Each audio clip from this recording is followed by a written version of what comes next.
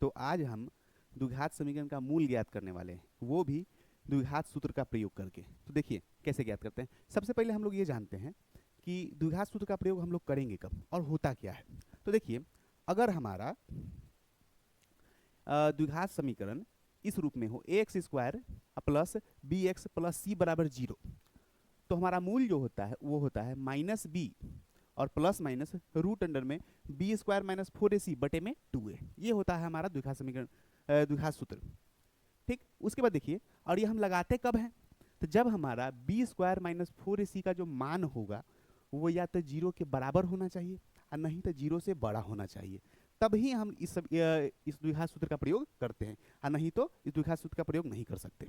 अब देखिए, अगर क्वेश्चन इस रूप में दिया गया हो कि द्विघात सूत्र है हमारा two x square minus six x plus three बराबर जीरो, तो देखिए सबसे पहले हम लोग क्या करेंगे कि ए का मान लिखेंगे। हम पिछले वीडियो में बताए थे आप लोग को कि एक्स स्क्वायर के साथ जो होता है ना वही ए का मान होता है। अब एक्स स्क्वायर के साथ है वो है ए बराबर में हम कह सकते हैं यहाँ पर दो, बी का मान हम कह सकते हैं, बी का मान है माइनस में सिक्स और सी का मान है थ्री। तो ये हमारा ए बी और सी का मान हो गया। तो सबसे पहले हम लोग विवेचक ज्ञात कर लेते हैं, यानी कि डी। तो डी बराबर क्या होता है, बी स्क्वायर माइनस में फोर ए सी।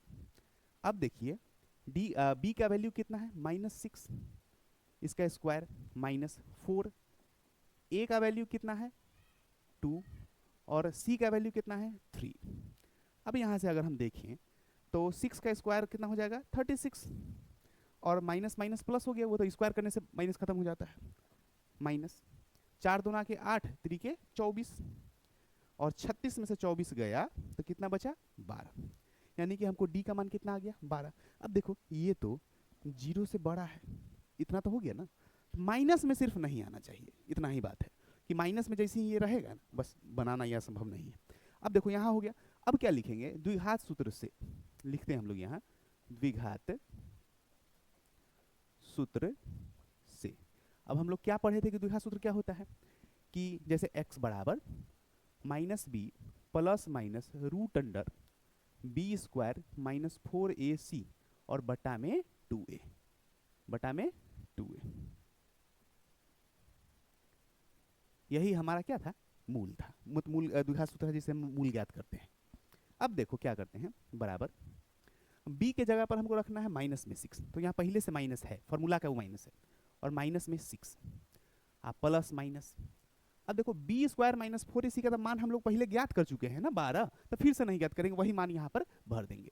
तो 12 बट्टी में टू गुने ए का मान कितना आया टू। अब देखो माइनस माइनस प्लस हो गया और प्लस माइनस। अच्छा 12 के जगह कर नहीं सकते, चार तिया 12 है और चार दो का स्क्वायर होता है, तो इसके जगह लिख सकते हैं दो रूट तीन बटे में चार। अब देखो दोनों में से कुछ कॉमन लिया जा सकता है, जिससे नीचे काट लेंगे उसको, तो दो कॉमन ले लेते हैं। तो यहाँ से अगर दो कॉमन लेंगे हम लोग तो तीन प्लस रूट तीन बटे में चार।